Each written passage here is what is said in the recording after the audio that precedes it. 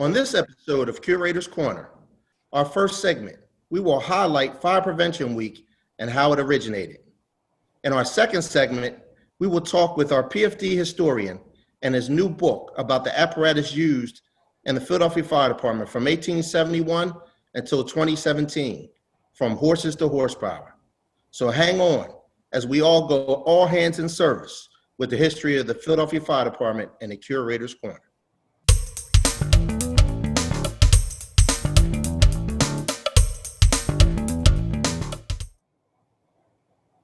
Joining me today is Deputy Chief Charles Johnson from the Fire Prevention Division.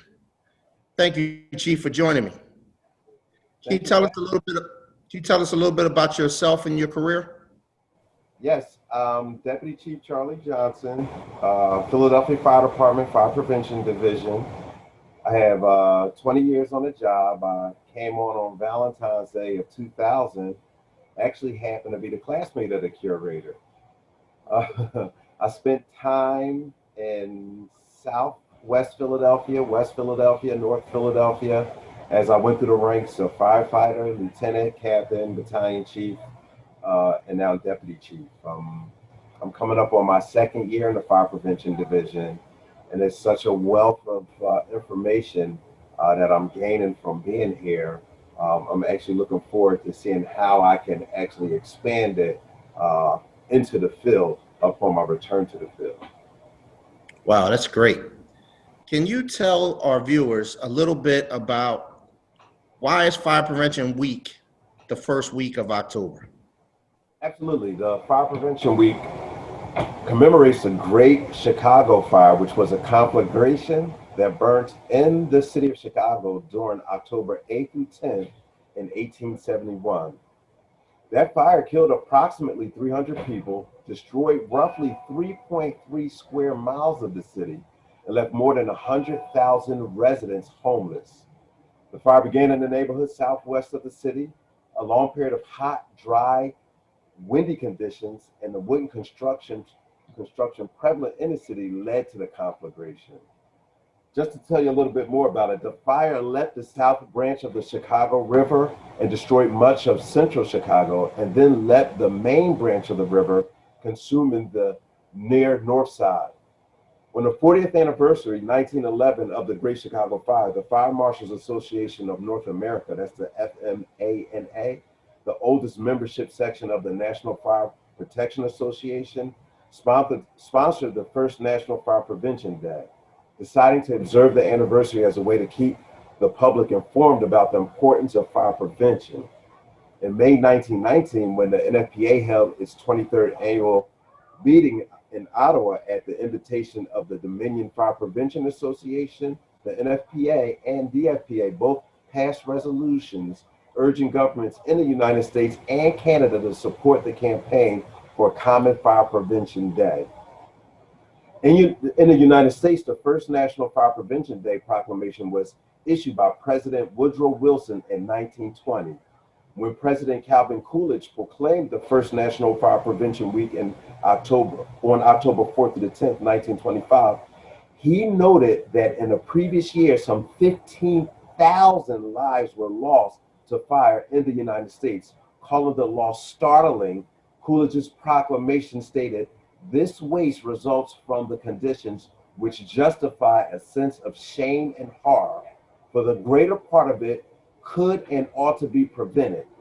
It is highly desirable that every effort be made to form the conditions which have made possible so vast a destruction of a national wealth.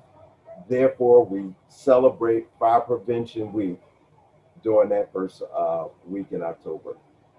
Wow, that's a pretty horrific event, and that ended up setting the standard for all big departments across the country. Yes. But when did fire prevention actually start here in the Philadelphia Fire Department?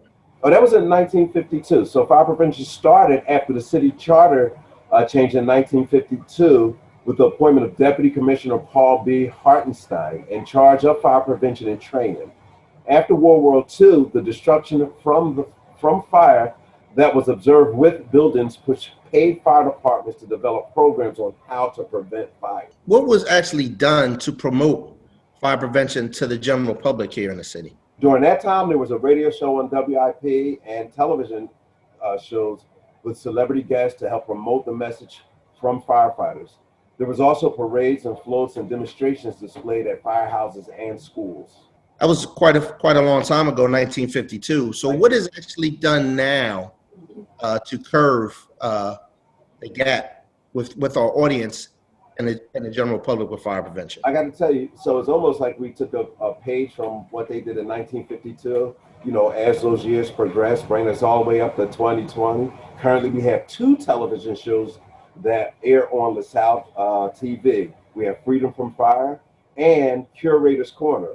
We have a radio show on Word, multiple social media platforms, a nonprofit organization, which is the Philadelphia Fire Department Foundation, fire prevention team members that go out into the community and educate via a variety of venues, fairs, open houses, community meetings, etc. So it's almost as if we taken a page from 1952 and expanded and enhanced that. Yes, I am. Now, everybody looks at fire prevention as one big division, but could you break down the different groups that we have that make up fire prevention? Absolutely. So in fire prevention, you know, we have our very own Fireman's Hall Museum, staffed by yours truly, Curator Brian Anderson. We have an educational team, we have an institutional team, we have 3 community action teams. We did have some downsizing over the past couple of years because we also used to have a high-rise team that will go out and assist the code unit in L&I and make sure they had a fire safety exit plan in place. They had to transition to the code unit. But once again, we still have our educational team, institutional team, and community action teams, as well as the Fireman's Hall Museum staff. And COVID has affected a lot of things across the world that has happened. How has that impacted fire prevention, and what have you guys done to get out of that? I have to let you know, so COVID-19, it completely caught us off guard. We was actually in the midst of planning a promotional and award ceremony. That's one of the many things that's performed in fire prevention. When we started getting information about a lot of the venues that we utilized, that we had locked dates set in place, was letting us know due to an abundance of caution, they were going to be temporarily closing. And back then they thought it was only going to be for a few weeks to 2 months. Well, here we are in the final quarter of 2020, and things are still not fully reopened. A lot of changes, completely off guard. So what we found is that we started having to use virtual platforms to do the educating that we used to be able to do in person. We are still learning, still expounding, and still enhancing those platforms. But again, one of the good things that came out of it is now we realize that we'll use this model even when things are completely open, so that we can actually get deeper into the communities that we may not have open invitations to in the future. So from this time forward, we'll probably always have a hybrid model. We'll do the things that we used to do in person, and then we will complement it with these virtual platforms that we've become acclimated to utilizing. And as you go forward with the virtual platforms, what has the audience been like? I mean, obviously you're able to touch a vast amount of people using these virtual platforms, but the attendance, do you still see the benefit of impacting the audience that you're reaching out to? Yes, I definitely do. We actually do get feedback. We're actually seeing it in that some of the things that we used to count in our matrices have decreased. We want to give full credit to the virtual platforms, but we're honest with ourselves and we realize it's because a lot of individuals have changed their lifestyles and living habits as well. So we have to take that in consideration. We will actually really be able to evaluate the impact once things are closer to the 100% open phase and people get closer to their normal way of doing things, so that we'll have an accurate matrices to judge it by, to rate it by. But we are having an impact virtually. We are getting positive feedback, and we're seeing things trend in a way that's showing that it's having a positive impact. For those members that are interested in joining fire prevention, how might one join to become a member of fire prevention?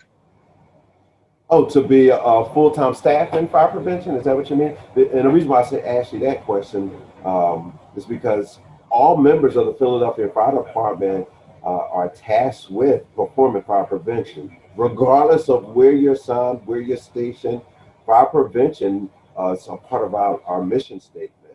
Usually once an individual is considered a full paid member, that's after 5 years. We have 5 steps until you get full paid. They have some experience in the field.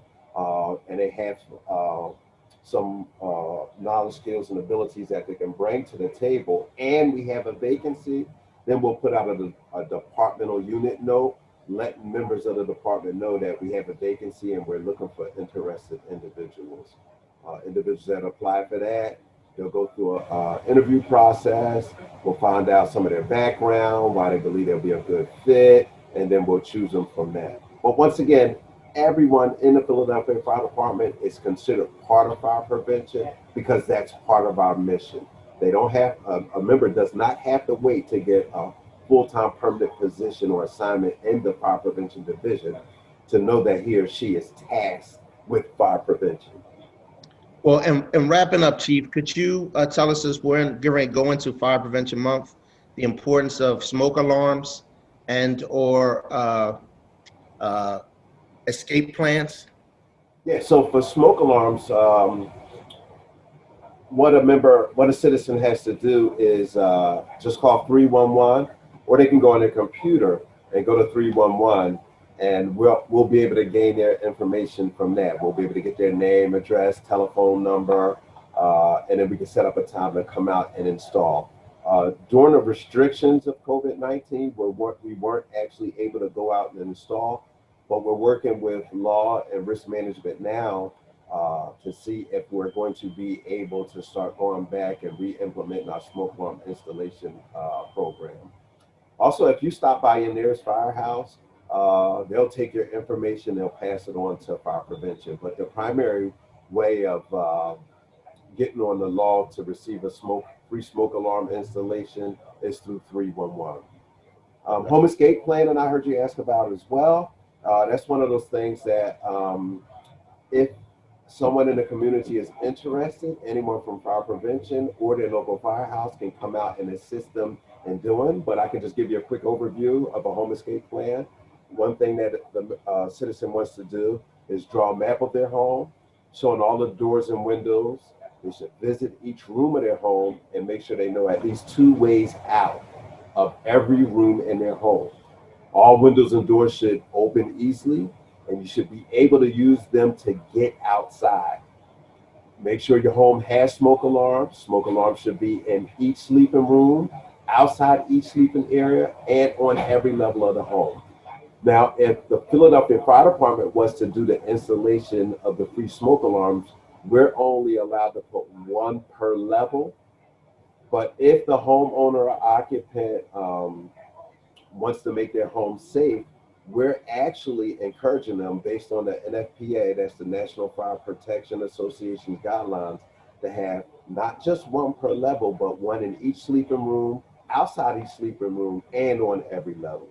They should push and test the button to make sure each alarm is working, pick a meeting place outside the home, and make sure everyone is aware of the meeting place. Make sure their house number can be seen from the outside of their home. That's the address of their home. And talk to everybody in their family about their plan.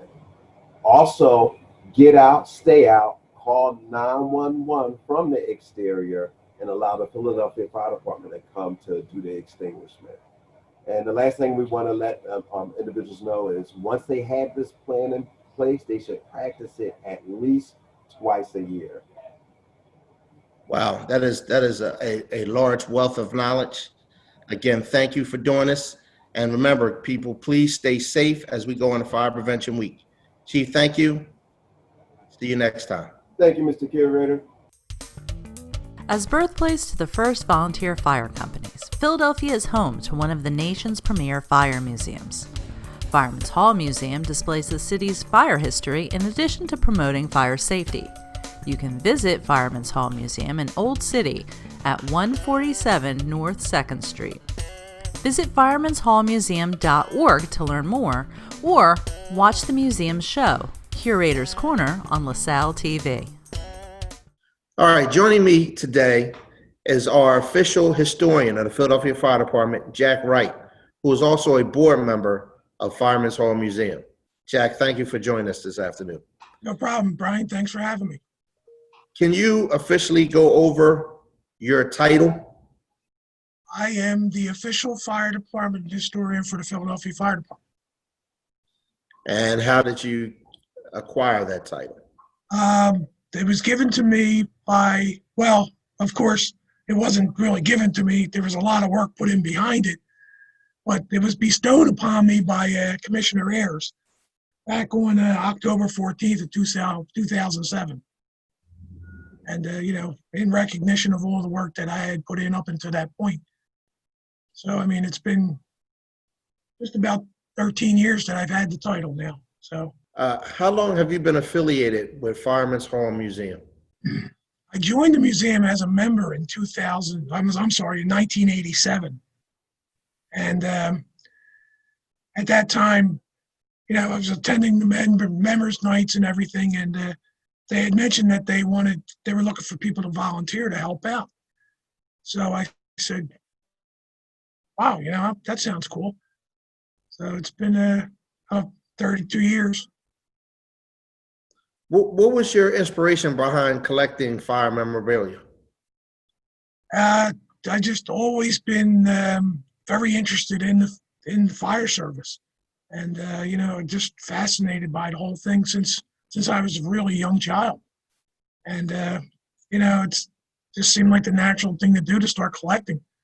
I used to cut pictures out of the newspaper and paste them into scrapbooks and everything, and can you tell us a little bit? A lot of people don't know you had a mentor that broke you in, and was he looked at as a Philadelphia Fire Department historian, Jack Robrecht? Oh, yeah, Jack Robrecht was my mentor, and Jack was the first person to hold the title of Fire Department historian. And I believe that was bestowed upon him by Commissioner Richmond. That was before I had met him. And but Jack kind of took me under his wing and really taught me a lot, and kind of molded me and pushed me in the right direction. So I look at my work as a continuation of his.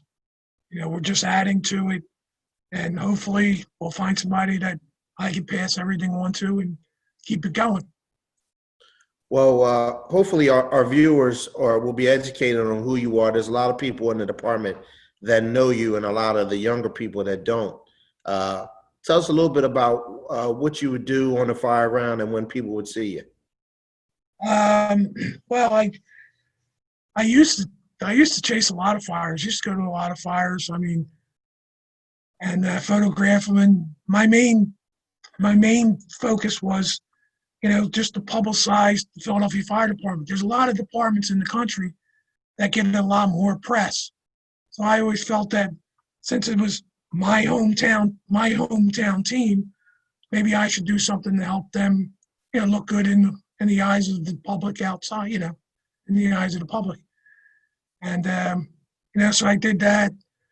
And when I wasn't chasing fires, I was photographing the apparatus. And I had started collecting photos of apparatus when I was about 10 years old. Wow. So, yeah. No, not that old, They weren't steamers, Yeah. What was the largest fire you ever remember recording or filming? Well, there was the Meridian fire, which was 12 alarms. And that was back on February 23rd of 1991. And I also photographed it was vacant dye works, Sterling Dye Works at 3rd and Ontario on It was the August 26th, 1991. That went for 10 alarms. That was a pretty massive building, or a complex of buildings. And they were probably the two of the largest that I've attended. And interestingly enough, there was a 9-alarm fire on Delaware and Washington Avenue in 1965. I was 2 years old and my mother took me to that in a baby coach. I don't really remember anything about it, but I think that was probably the first job I ever attended.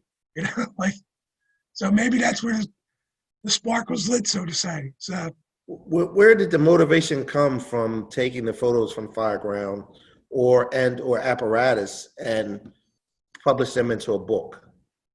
you start to collect all this information, and you kind of feel like you have to do something with it. I think a lot of it reflects on the department and the members in a positive light, so if we can get that out there, it just reflects back on the good that the department's doing and so forth, What was out of all the different apparatus that you filmed, what was your favorite? It's hard to say. There were a lot. I liked the Max in the late 70s. The American LaFrances, also in the late 70s, were pretty interesting. And a lot of the new stuff is kind of interesting as well. I like the new stuff, but my real fascination is with the horse-drawn apparatus. And, it's just amazing what they were able to accomplish with that type of, equipment, So what finally inspired you to go forward and actually publish the book? This book that we're talking about is From Horses to Horsepower. Were you involved in any other books, or did you publish any other books? Well, I was like the lead author on Hike Out. We broke it into sections, and then I had to weave all the sections. I wrote the middle section, but then I was able to weave the other two sections, and so it was, all the same writing style. That was the first book that I had done, and that commemorated the 125th anniversary of the department. Actually, book that I published 2 years ago, From Horses to Horsepower, I actually had the idea to do that in the early 90s prior to Hike Out. And, work gets in the way, family gets in the way, and, you just keep pushing it off. And finally, around 2015 or so, I decided it was time to get this done. Let's get it done and let's get it behind us, and we move on to other projects then, So let's talk a little bit about what is actually in From Horses to Horsepower.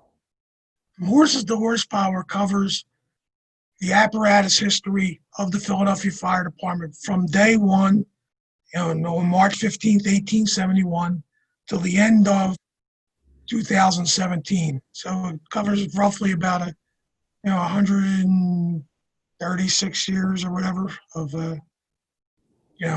history, or of the department's history. And it covers like how the department began, how they purchased the first apparatus, issues that they had, problems that arose, how they overcame those problems, and basically how we arrived at what we have today. Was there ever a time that the department contacted you as the historian with any history about the department, or maybe giving them some influence on projects or anything that they were working on? There were several issues, but probably the biggest one that they ever had come to me with was when they were looking to discontinue the high pressure system. And they wanted to see like what the department was like, say 1912 versus 2001, 2002.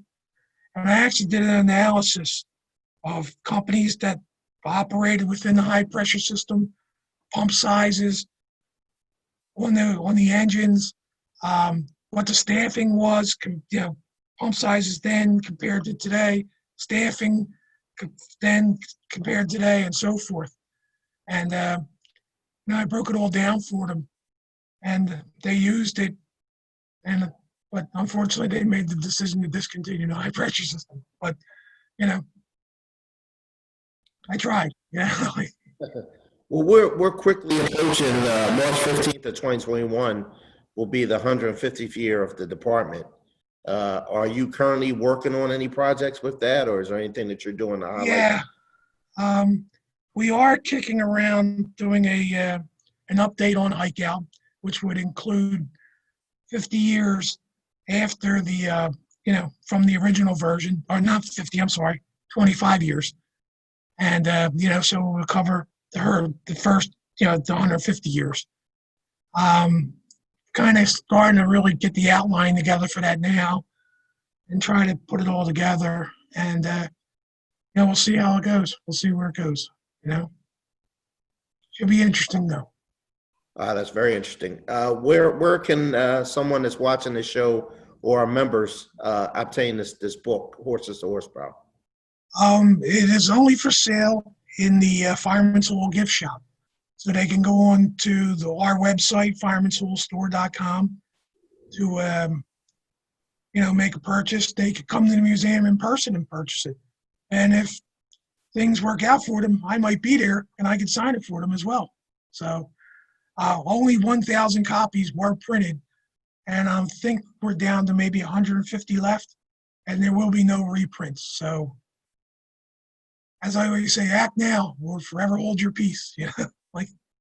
So for our viewers watching, we got 150 books left. They go on sale for $46.80 plus tax, and come down and get your limited value of the book with the history of the department.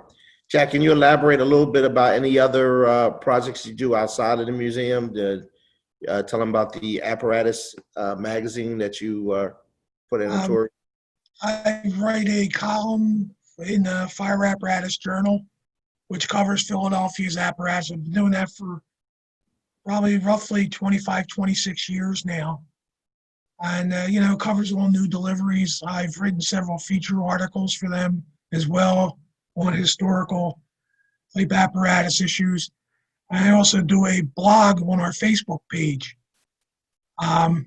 covering company histories, fires, kind of whatever I feel like doing at that time,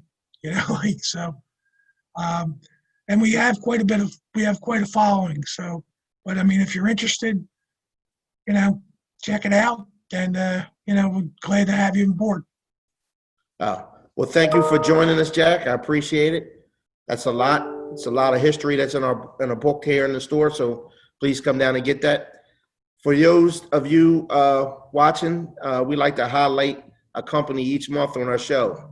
This month's company that we're going to highlight is Engine 68. For those of you who don't know, on October 7th, the firefighter of the year will be announced, and that's firefighter Sean Dugan from Engine 68 on the sea. So thank you. So check our link below, and you'll be able to see the Engine 68 patch, which you can buy in our store. For more content, please keep viewing, comment, subscribe, and like. Leave a comment for any content you'd like to see, and also check out Freedom from Fire. That's hosted by Lieutenant Desamore. So until next time, an ounce of cure is worth a pound of prevention. See you next time on Curator's Corner.